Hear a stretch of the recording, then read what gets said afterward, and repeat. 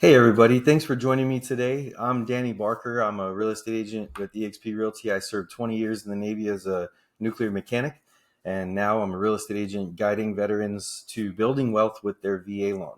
All right, so I got a story for you guys today, and it's my first story in real estate. All right, so when I first got married, I was 20 years old. Well, actually, I was 19, but I turned 20 a few weeks later. All right, so give me a break here. So about 20 years old when I get married.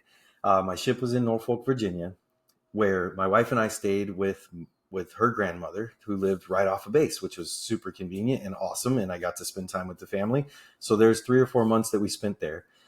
I set sail to go around down and around South America. Around the Horn is what they call it. Even though the Horn kind of talks about the tip of South Africa, I think is what I was always thinking. Anyway, so we go around the Horn. I'm on my way around the Horn. I get an email and it says, "Hey, babe, I got us a 1 bedroom condominium to rent or apartment to rent, and the guy told me if I give him an extra $500, we could buy the unit with zero money down and zero money out of pocket." And I was concerned that she might have just gotten ripped off for that $500, but that wasn't the case.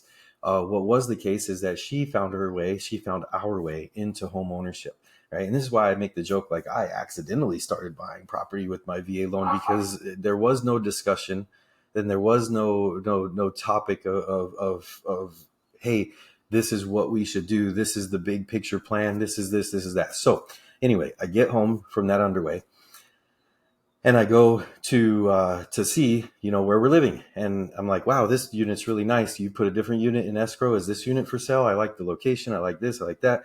And she says, yeah. So we switched over to that unit.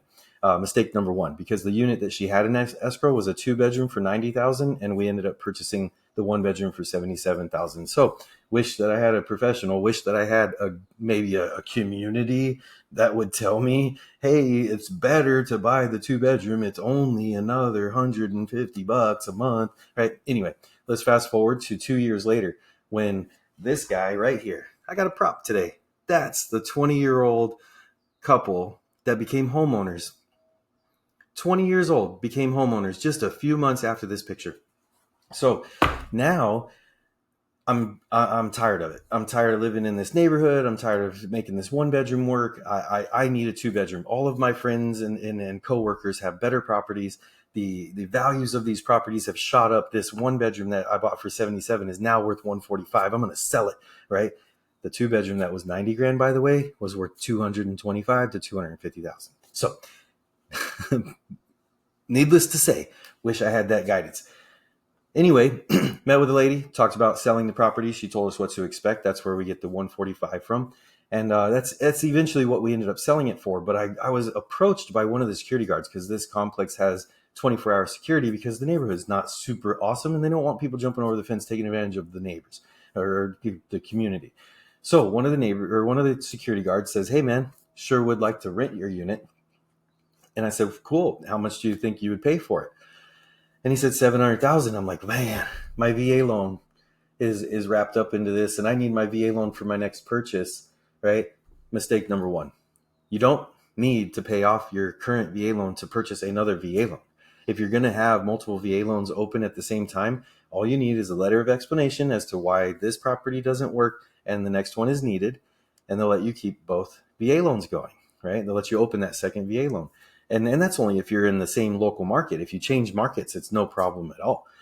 Then if you have more than one VA loan open, there's a national limit, right, of $832,750. And then there's markets like San Diego and Seattle and Miami and New York and New Jersey that have these elevated amounts. Like here in San Diego, we're about at 1,100,000 in that range. If you're going to have a second one. So if you have a $200,000 property in Norfolk, Virginia, and you come over here and want to buy something, you're kind of stuck with 900,000 or less, which is quite a bit. And what I want to talk about is the numbers here. This security guard offered me 700,000. When I did my math, I was like, I'm paying about $900 a month. I would be out about $200 a month, right? And I pictured being out $200 a month, paying out 900, bringing in 700, paying out 900, bringing in 700. And I'm like, wow, at that time, I could buy a car, in the early 2000s, I could buy a car for $200 a month. So I was just like, this doesn't make sense. This doesn't make sense. This doesn't make sense. Well, needless to say, the one that I bought for 77 sold for 145. Today they're worth 325. So I should have kept it. Also, here's what I didn't factor in as a young man. That 700 becomes 750, becomes 8, becomes 850, becomes 9. And today they rent for 2,000 to 2,400 a month. Are you kidding me right now? My pension from the Navy, from 20 years of service in the Navy, is less than $2,000 a month. So you're telling me if I would have been a little bit, just a little bit more clued in, if I would have been in a community that was coaching me to keep everything that I got and turn it into a rental property and so on and so forth, that I would be in the clear, right? Well, now I have people in the audience, and you right now, go to the chat, say, hey, you weren't stupid. I would have done the same thing, right? If you say that negative cash flow doesn't make sense. Well, here's the thing. The whole point of this video that I'm 6 minutes into now is for you to maybe consider the negative cash flow does make sense, right? So let's use a today numbers situation here, right? If I buy a property for $600,000, zero down, VA loan with an HOA even, right? I'm out about $4,200 a month. Then I'm renting it for $3,000 a month, right? Well, that's $1,200 a month difference, right? Well, in taking that $1,200 a month, so renting it for $3,000 a month, the next year I'll increase it to $3,200, then $3,400 the next, then $3,600 the next, then $3,800. You're catching my drift, right? Over that 6 years to catch that 42, where the monthly liability is on this property, I'm going to shell out about $50,000. That doesn't make sense, does it? Well, yeah, it kind of does. And the reason it does is because the minute I turn it into a rental property, I now have depreciation. I can take depreciation bonuses. I can take accelerated depreciation, right? So now I can save on my tax bill, right? Also, I have expenses on my Schedule E. Also, I would have established myself as a 22-year-old, 23-year-old, if you have to go for a year, of course. As a 23-year-old, I would have been established for the rest of my life as a real bona fide landlord, which then unlocks all kinds of other loans like the DSCR loan, hard money loans, all these people who want to hear that you have participated and acted as a responsible property owner, right? Before they'll lend you their money. So let's bring it back in here. If I'm going to be out $1,200 a month for a year, then $1,000 a month for a year, then $800 a month for a year, then $600 a month for a year, I want to challenge you to make the answer to that question the same exact answer as, can we afford it?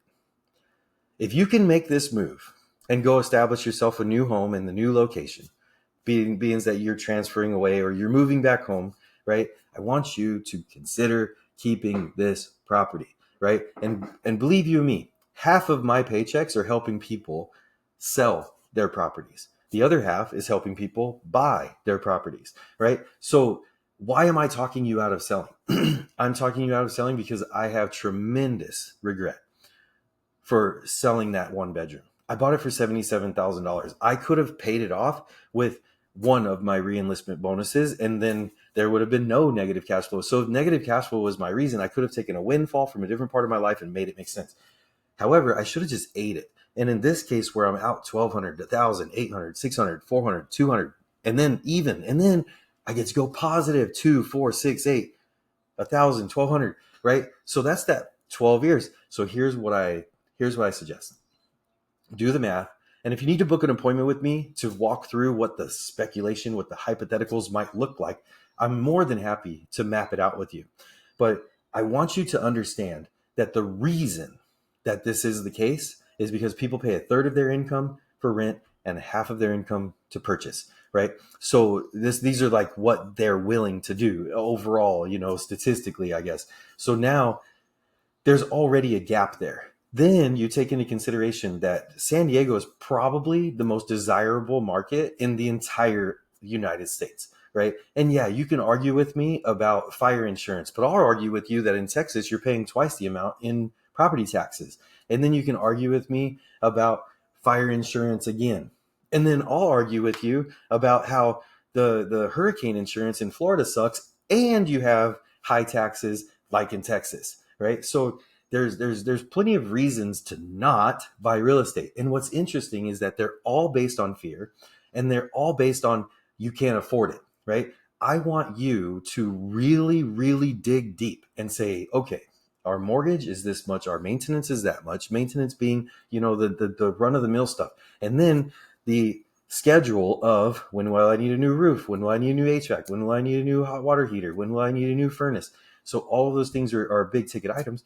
I want you to consider keeping it, because when you're shopping in one of the most desirable markets in the United States, like San Diego, Seattle, Miami, Hawaii, New York, New Jersey, people love to own real estate in these places. We're competing against foreign investors. We're competing against the corporations, which, thanks Donald Trump, we're not competing against the big corporations anymore, but we're still competing against those smaller corporations.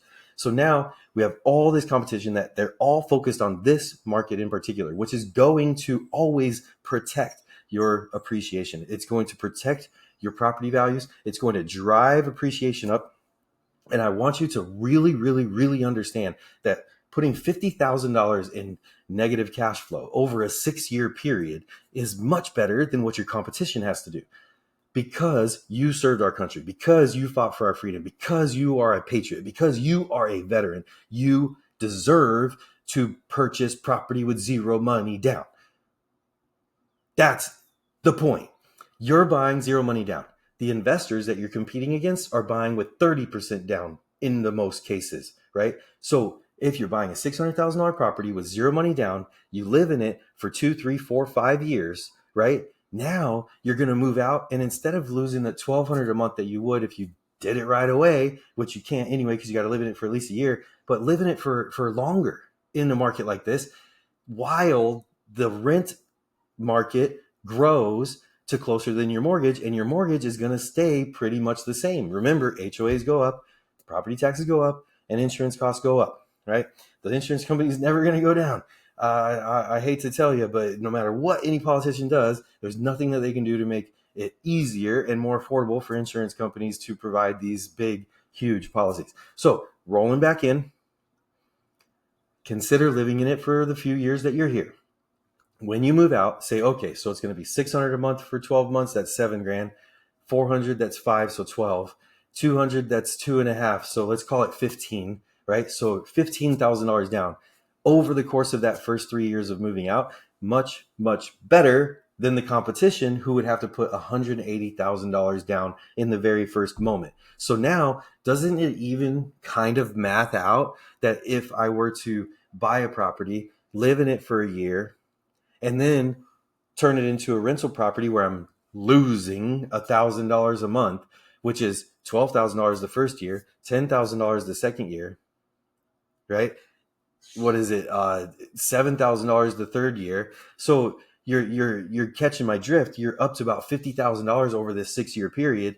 Why not just do it? Why not? Your competition is putting $180,000 down, and you got to understand that everything is worth what you can get for it. And it's only worth what you can get for it, right? So if you have a better cash flow picture somewhere else, let's call it a $120,000 purchase and an $800 a month income from it. Great. Cash flow numbers wise sounds like a wonderful investment. However, where you're going to spend your next 20 years waiting for this 120 to become 240, this 600 will become 720 in just 2 or 3 years. Wow. So this guy makes 120,000. This guy makes a cash flow, right? So understand that when you're buying in a very desirable market, it's because you live there and you have to buy there because of the VA loan and its structure being for primary residence only, right? Just do it. Just do it and count those negative cash flows, the accumulation of the negative cash flow, as your down payment instead of $180,000 down from day one. Thanks for joining me today. Sorry about the dog barking in the background. We'll catch you on the next one.